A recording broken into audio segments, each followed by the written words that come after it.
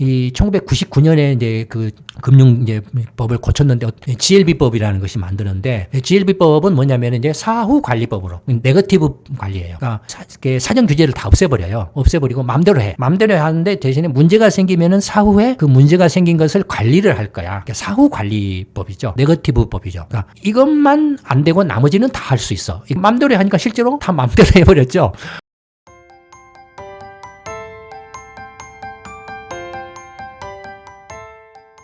그리고 사모금융을 이해하기 위해서는 이제 금융기관의 분류에서부터 이야기를 해야 됩니다. 금융의 기능 내지는 이제 금융기관의 분류. 이거는 금융의 이제 자금 조달의 방법인데 하나는 이제 공모금융이 있고 크게 사모금융이 있어요.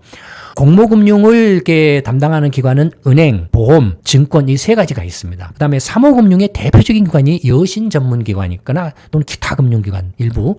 근데 뭐 기타 금융기관의 규모가 워낙 작기 때문에 제껴놓고 이 여신 전문기관들이 있습니다. 여신 전문기관들이 아래 이제 뭐 사모펀드라든지 기타 등등이 다 들어가죠. 보시면은 공모금융은 이른바 이제 그 공개적으로 어떤 그 자금을 조달을 하는데 공개적으로 조달을 한다 이거예요. 일반 사람들로부터 아주 폭넓게 광범위하게 공개적으로 조달을 하기 때문에 어떻습니까? 아무나 그냥 막 조달을 할 수는 없잖아요. 공모금융의 경우에는 정책당국의 금융규제의 집중 대상이에요. 근데 은행이 자금 조달을 할 때는 은행에 대해서는 FRB라든지 통화감독국이라든지 OCC라든지 그다음에 예금보험기관이라든지 FDIC라든지 주정부의 은행감독국이라든지 온갖 감독을 받아요. 규제를 받아요. 보험 같은 미국은 각 주마다 보험국에 이제 연방 차원의 그 규제 기관은 없어요. 미국은 각 주 정부의 보험 감독 기관이 강력해요. 미국은 보험의 경우에는 각 주마다 보험 시장 규모나 구조가 다르기 때문에 각 주마다의 감독 규제가 달라요. 그다음에 뭐 나이키라는 것도 뭐 있고 증권 같은 경우도 증권거래위원회가 있죠. SEC 대표적으로 상품선물거래위원회, 뭐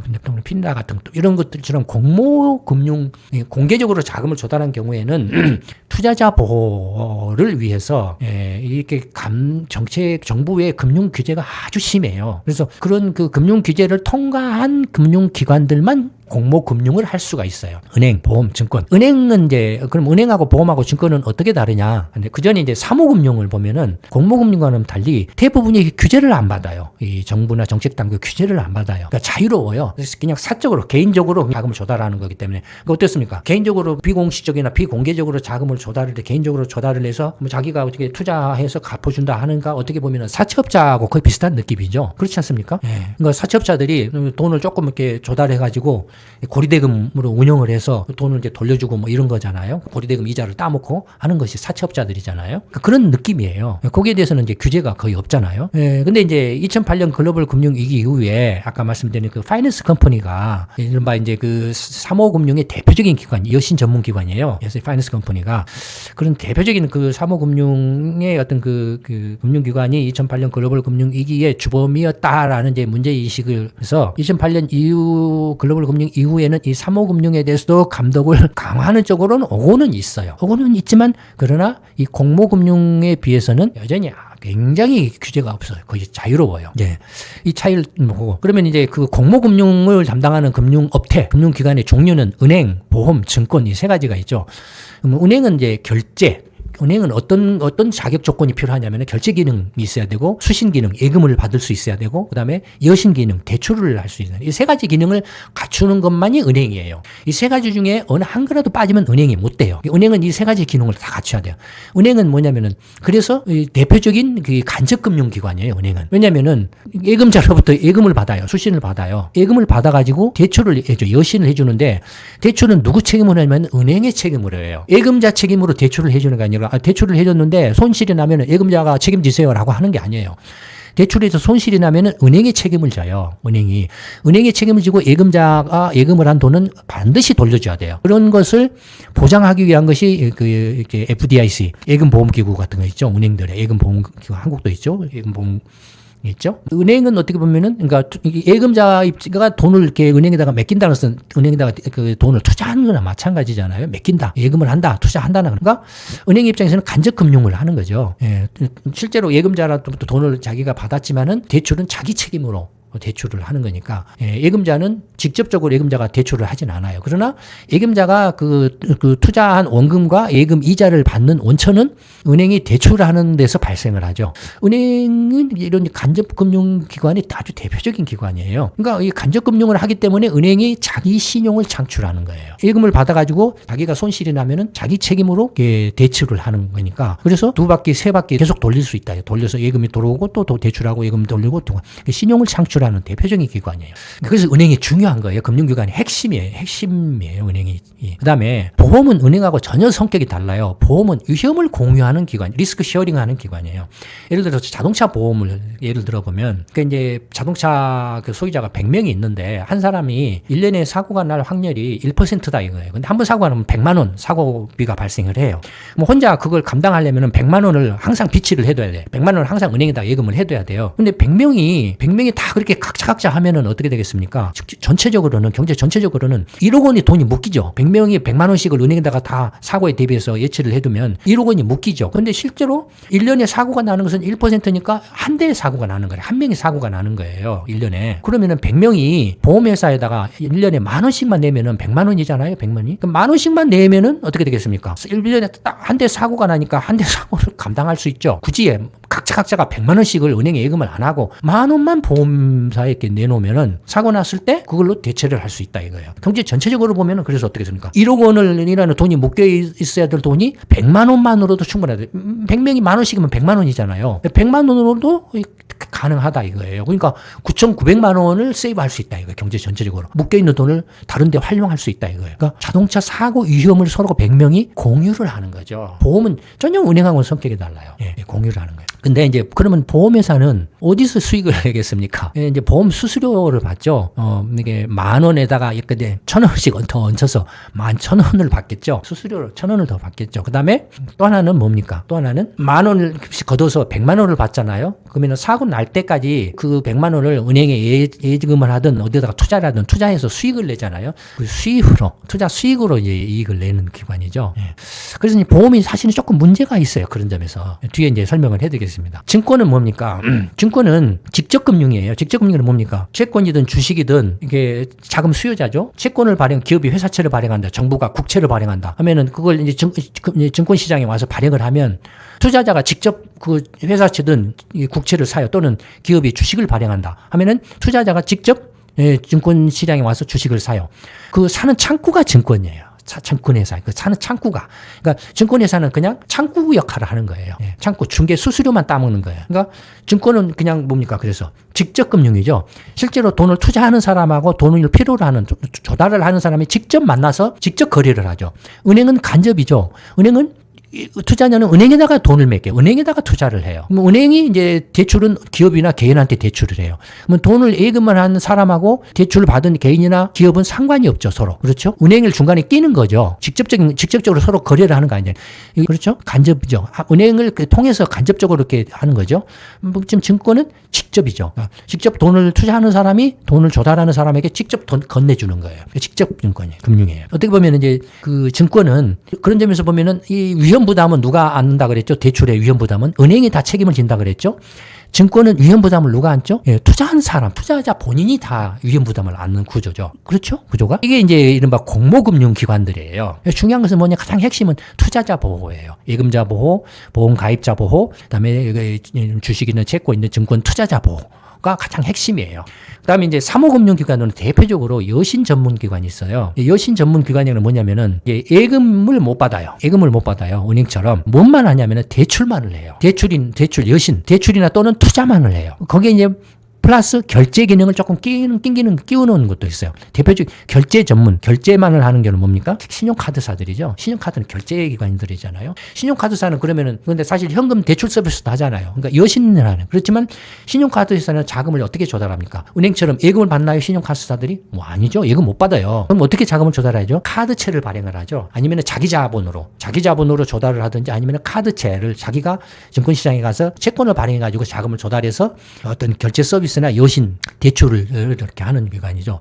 파이낸스사도 그런 식이에요. 이렇게 파이낸스사가 이제 채권 시장에 가서 이렇게 그 금융채를 발행을 해가지고 돈을 조달한다든지 아니면 은행에 가서 돈을 이렇게 대출을 받는다든지 하는 식으로 해서 조달을 해가지고 파이낸스사가 대출을 해줘요. 그런데 캐피탈사 같은 거 앞에 블루아웃 캐피탈이죠. 캐피탈도 그런 거예요. 은행으로부터 대출을 받거나 아니면 자기 자본으로 이렇게 하거나 아니면은 이렇게 금융채를 발행해가지고 증권시장에서 채권을 발행해가지고 회사채를 발행해가지고 자금을 조달하거나 하는 식으로 조달을 해서 대출을 해요. 캐피탈이라든지 그다음에 리스사라든지 뭐 이런 것들이 있잖아요. 할부금융사라든지 이런 것들이 다 여신 전문기관들이에요. 다 사모금융기관들이에요. 그런 것들이. 그러면 이제 문제는 이 공모금융은 정부 당국의 그 금융 규제가 굉장히 강하기 때문에 정말로 특별한 일이 없는 한은 어떤 문제가 생기기가 이제 힘들어요. 예전에는 문제가 있었습니다만은 점점 이제 그런 시행착오를 겪어오면서 이제 규제를 강화해서 규제 문제가 생기기가 힘들어요.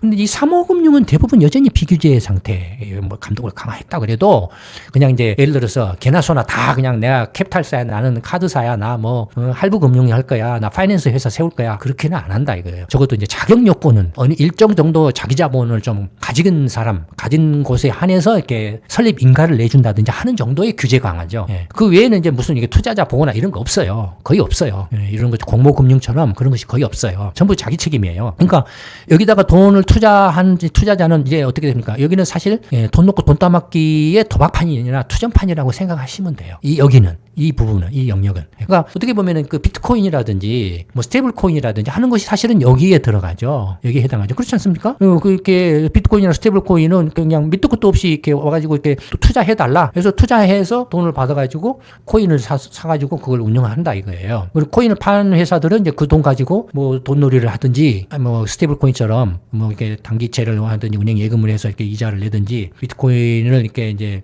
채굴을 한다든지 뭐 자금을 빌려가지고 뭐 채굴을 해서 뭐 어떻게 비트코인을 팔면은 그 돈으로 이제 자금 빌린 돈을 갚는다든지 뭐 이런 거잖아요. 그러니까 거의 이렇게 사모금융이에요. 코인 같은 경우도. 그러니까 보호가 없어요.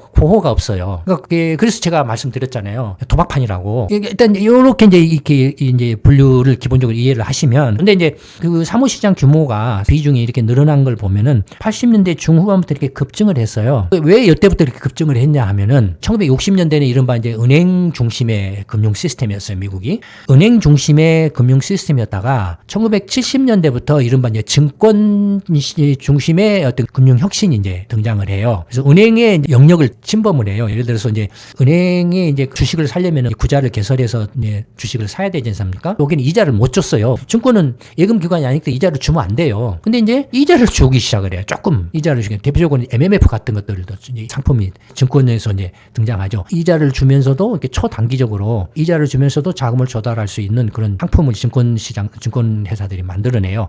그래서 이때는 1970년대는 증권 회사들이 금융 혁신을 주도를 해요. 그래서 은행하고 증권 간에 일대 대판 싸움이 나요. 1970년대는. 그래서 은행과 증권 간에 대판 싸움이 나고. 그다음에 1980년대 들어오면서부터는 이른바 이제 이 여신 전문 기관들, 카드사라든지 할부금융이라든지 리스사라든지 이런 여신 전문 기관들이 이제 또 은행들의 업무 영역을 치고 들어와요. 특히 카드가 은행들이 이제 카드도 이게 지급을 하고 있었는데 이런 카드사들이 당연히 이제 결제 서비스인데 대출도 현금 대출 서비스를 제공을 하기 시작을 해요. 카드사가 원래는 이제 그 결제 서비스 기관이기 때문에 대출을 할 수 없잖아요. 근데 이제 현금 대출 서비스를 한다든지 그다음에 유통회사 월마트는 금융기관이 아니잖아요. 유통회사잖아요. 월마트가 자기의 어떤 이렇게 구매 카드를 발행을 해요. $1,000 한도의 구매 카드를 발행을 해요. 그래서 $1,000 구매 카드를 가지고 와서 월마트에서 쓰면은 항상 쓴 만큼 차감하고, 그 다음에 경우에 따라서는 예컨대 $1,000 구매 카드를 와서 쓰는데 $1,500까지도 쓸 수 있다 이거예요. 한 달 정도의 기간을 말미를 줘서 한 달 안에 추가 사용한 $500를 갚으면 된다 이거예요. 그 추가 사용한 $500에 대해서는 조금 이자를 붙인다. 그러니까 그런 이른바 이제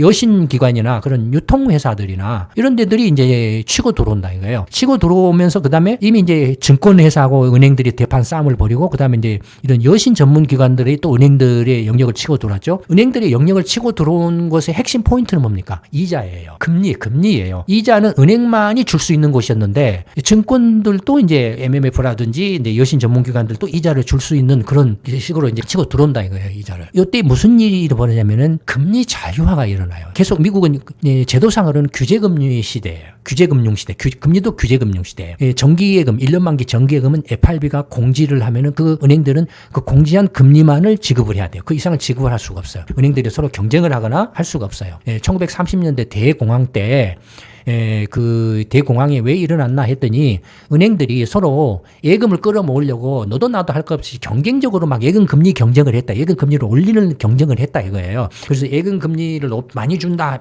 내가 좀 더 줄게 해가지고 돈을 뭐 예금을 받아가지고 그 돈 가지고 무슨 투기적인 뭐 석유 개발이라든지 뭐 부동산이라든지 막 이런 데다가 투기적인 데다 마구대학비로 대출을 해줬다. 그런 것이 이제 대공황을 발생시킨 주범이었다라는 거예요. 그래서 이제 규제를 강화를 해서 그때 만든 법이 이제 글래스 스티글법이라는 금융규제법이에요. 이 글래스 스티글법은 사전규제법이에요. 은행은 이것만 가능해. 보험은 이것만 가능해. 증권은 이것만 가능해. 나머지는 죄다 안 돼. 하나는 포지티브 규제 방식이죠. 가능한 것만 허용하고 나머지는 다 안 돼 하는 게 포지티브 규제 방식. 글래스 스티글법에서 딱 정했던 게 뭐냐면은 은행만 예금 이자를 줄 수 있고 1년 만기 정기예금은 FRB가 공시하는 것만 이자를 줄 수 있어요. 그 이상 서로 이렇게 경쟁을 하면 안 돼. 그다음에 보통 예금은 이자를 주면 안 돼. 이거였어요. 근데 증권사들이 이제 경쟁을 하면서부터 이제 보통 예금에도 이자를 주기 시작하니까 은행도 편법으로 이제 보통 예금에 이자를 주는 식으로 상품들을 금융 상품을 개발한다든지, 그다음에 여신업체들이 또 이렇게 들어와서 이렇게 1년 만기 예금 금리 있지 않습니까? 그런 것을 치고 돌아서 예금 이자를 더 많이 준다. 투자하면 이제 이자를 많이 준다 하니까 이제 어떻게 되겠습니까? 경쟁이 이제 막 붙잖아요. 그러니까 실질적으로는 이제 1980년대 들어오면서부터 요 글래스 스티글법 1930년대 대공황 때 만들었던 규제법이 사전 규제법이 무력화가 돼 버려요. 무력화가 되면서 1980년대부터 이른바 이제 거의 이제 금리 규제가 무력화되고 실질적으로 이제 금리 자유화가 돼요. 그리고 90년대 요때 들어온 92년인가에 완전히 그래서 이제 미국 정부가 금리 자유화를 선언을 해요. 92년에 금리 자유화를 선언을 해요. 그러니까 이제 거의 이제 1930년대 만들었던 이 금융규제법, 아까 금융규제를 굉장히 강화한다 그랬잖아요. 그 핵심이 글래스 스티글법이었는데 그 글래스 스티글법이 사실상 이제 무력화돼 버려요. 그냥 있으나 마나한 법이 돼 버려요. 그래서 만든 게 1999년에 이제 나온 게 사후관리법으로 가자. 글래스 스티글법은 사전 규제법이었죠. 포지티브. 이것만 허용이 되고 나머지는 안 돼. 이런 거였는데 이 1999년에 이제 그 금융 이제 법을 고쳤는데 GLB법이라는 것이 만드는데 GLB법은 뭐냐면 이제 사후관리법으로 네거티브 관리예요. 그러니까 사전 규제를 다 없애버려요. 없애버리고 마음대로 해. 마음대로 하는데 대신에 문제가 생기면은 사후에 그 문제가 생긴 것을 관리를 할 거야. 그러니까 사후관리법이죠. 네거티브 법이죠. 그러니까 이것만 안 되고 나머지는 다 할 수 있어. 포지티브 법은 이것만 되고 나머지는 다 안 돼. 네거티브 법은 이것만 안 되고 나머지는 다 해. 마음대로 해. 이거였어요. 그러니까 GLB법으로 바뀌어요. 1999년에. 마음대로 하니까 실제로 다 마음대로 해버렸죠. 마음대로 해가지고 은행이고 뭐 증권이고 뭐 너나 할 것 없이 다 여신 전문기관이고 몰빵을 맘대로 하다 보니까 서프라임 론 사태가 터지고 글로벌 금융위기가 뻥 하고 터졌죠. 그래서 이제 나온 게 2010년에 이제 이래서는 안 되겠다. 다시 좀 뭔가 강화를 해야 되겠다. 그러면 어떻게 하냐? 사전 규제법, 글래스 스티글법을 GLB법, 사후관리법으로 했는데 그러면 어떤 식으로 규제를 강화해야 되느냐? 해서 나온 게 이제 도트 프랭크법이에요. 어떻게 강화하냐면 이제 투자자, 소비자를 보호하는 쪽에 초점을 둬서 관리 감독을 강화하자. 금융기관들이 망하는 것은 지가 망하는 거고 놔두고 대신에 그걸로 인해서 소비자나 투자자들이 피해를 봐서는 안 된다 이거예요. 그래서 소비자나 투자자들을 보호하는 데 초점을 맞춰서 금융 규제를 강화하자 해서 한 게 도트 프랭크법이에요. 2010년에 오바마 정부 때 만든 도트 프랭크법을 만들면서 이제 당연히 이제 소비자나 투자자를 보호하는 법을 강화했고 그다음에 요 글로벌 금융 위기의 그 주범 중에 하나가 파이낸스 컴퍼니라고 그랬잖아요. 파이낸스 회사라고 그랬잖아요. 당연히 이제 사모 금융부에 이제 문제가 돼서 터진 거니까. 그래서 이제 그 사모금융이 이렇게 이제 말하자면 이제 위축이 된 거죠. 멈췄죠. 쭉 감소하다가 팬데믹이 다시 조금 이렇게 치솟았다가 최근에 다시 이렇게 줄어들고 있는데 전체적으로 보면 이제 계속 비중은 줄어들고 있는 모습입니다. 그러니까 사모금융이 사모신용이 이렇게 늘어난 배경과 다시 이렇게 줄어든 배경을 이해하실 수 있겠죠. 근데 사실은 이제 뭐 예를 들어서 가상화폐나 뭐 비트코인이라든지 스테이블 코인 같은 것을 사모금융에 집어넣으면 이게 화폐가 아니라 그랬죠? 화폐가 아니니까 사모금융 쪽에 집어넣을 수 있다 이거예요. 사모금융으로 넣으면은 조금 더 올라가겠죠. 그 다음에, 그러니까 지금 뭐, 예컨대 지금 사모 금융의 비중은 줄어들고 있지만 아직 그 절대적인 규모면에 있어서는 전체 그 대출 신용의 대출 신용의 3분의 1을 차지하고 있을 정도로 상당히 비중이 크기 때문에 사모대출에서 문제가 생기면 다시 제2의 미국발 글로벌 금융위기로 확산될 가능성을 배제할 수 없다라는 것이 이제 결론이죠.